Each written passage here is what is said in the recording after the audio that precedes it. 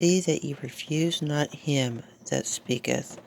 For if they escape not who refused him that spake on the earth, much more shall not we escape if we turn away from the speaketh from heaven, whose voice that shook the earth.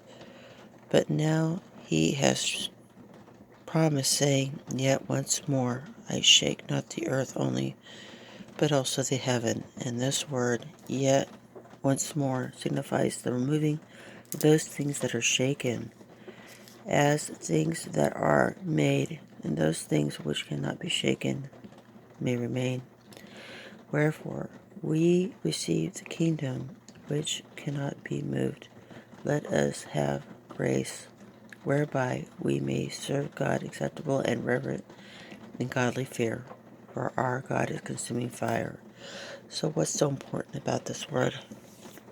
First of all, this word declares that we need to be walking in His holiness.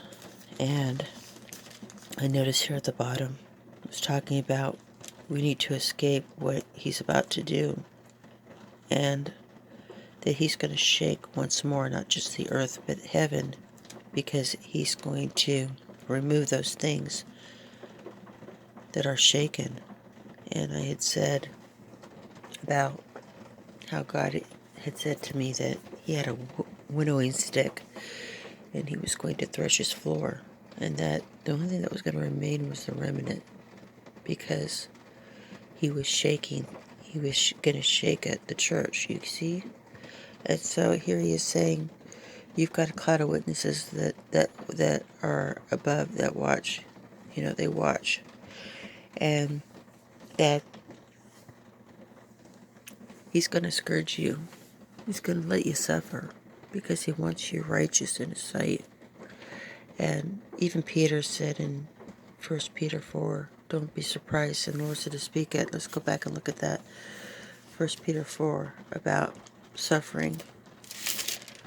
Because there is two groups of Christians. One knows they're going to suffer, and the other says God doesn't want you to suffer. One's right and one's wrong. You get it? Okay, let's go back there real quick, because I really want you to understand what the Most High is speaking to my soul. So we're going to 1 Peter at 4. I'm just going to read a little bit, okay? For as much as Christ has suffered for us in the flesh, arm yourself likewise with the same mind.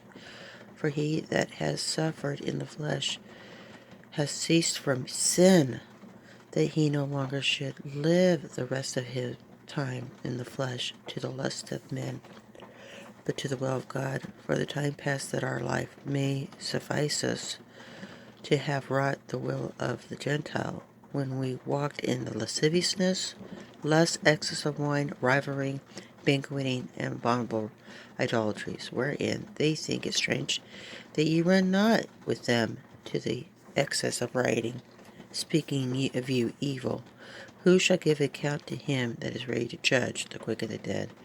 For this cause was the gospel preached also to them that are dead, that they might be judged according to men in the flesh, but to live according to God in the Spirit.